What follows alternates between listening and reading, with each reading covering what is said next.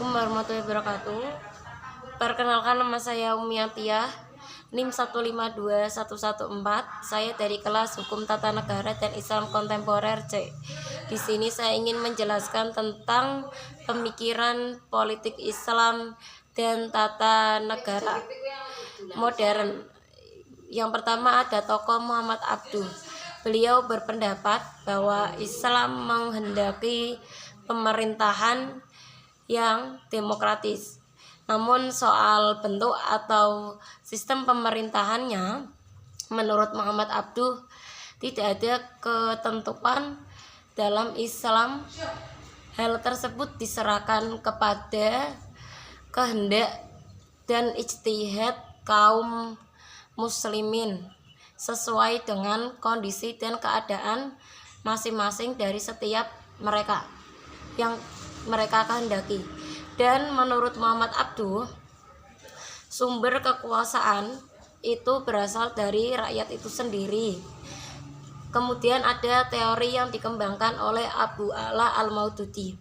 Menurut Abu A'la Al-Maududi, ada teori demokrasi. Demokrasi adalah akomodasi ide teokrasi dengan ide demokrasi. Namun Al-Maududi menolak dengan tegas teori kedaulatan rakyat ala barat. Kenapa? Karena teori tersebut dengan dua alasannya Al-Maududi. Yang pertama yaitu karena kedaulatan tertinggi berada di tangan rakyatnya. Yang kedua, karena praktek kedaulatan rakyat seringkali menjadi omong kosong, karena pada realitanya partisipasi politik rakyat dalam kenyataannya itu dilakukan setiap 4 atau 5 tahun sekali saat pemilu. Yang kedua, ada pemikiran politik Islam dan tata negara di Indonesia. Yang pertama ada Muhammad Nasir. Muhammad Nasir berpendapat agama bukan sekedar menjalankan formalitas ibadah saja, tetapi menurut Muhammad Nasir agama adalah seperangkat aturan, masalah, perilaku, batasan dalam hubungan antar manusia dalam budayanya masing-masing, serta hubungan sosial dalam masyarakat. Yang kedua ada pemikiran Soekarno.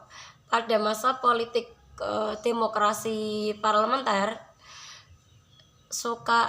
menurut Soekarno, agama tidak ada hubungannya dengan negara Pancasila. Sebagai alat pemersatu bangsa, Nasakom sebagai alat pemersatu bangsa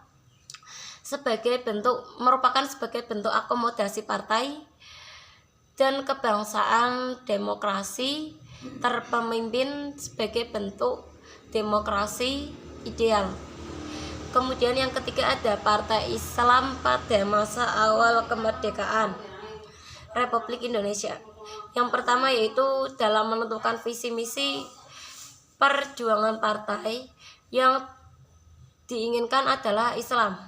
Kemudian yang kedua dalam memantapkan perjuangan partai menggunakan Islam.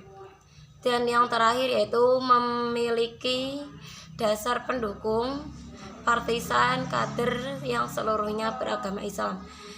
Jadi dalam hal ini orang-orang Islam adalah menjadi sentralnya. Kemudian yang terakhir ada hubungan Islam dan negara di masa kontemporer, yaitu ada 3 paradigma. Yang pertama ada paradigma integralistik. Menurut paradigma ini, negara dan agama itu menyatu, tidak terpisah atau tidak saling bertentangan. Yang kedua ada paradigma simbiotik, bahwa antara agama dan negara saling memerlukan. Antara agama dan negara itu tidak saling bertentangan. Dan yang ketiga yaitu paradigma sekularistik, yaitu menolak pendasaran agama pada negara, yaitu agama dan negara itu saling bertentangan. Sistem yang terakhir ada sistem politik di negara Islam, yaitu ada sistem politik di Malaysia. Sistem politik di Malaysia memiliki sistem monarki konstitusional, di mana kepala negara adalah yang di Pertuan Agung atau raja. Ada di Malaysia sendiri memiliki sistem parlemen 2 dewan, yaitu Dewan Rakyat dan Dewan Negara. Kemudian ada sistem politik Brunei, sistem politik negara Brunei maksudnya.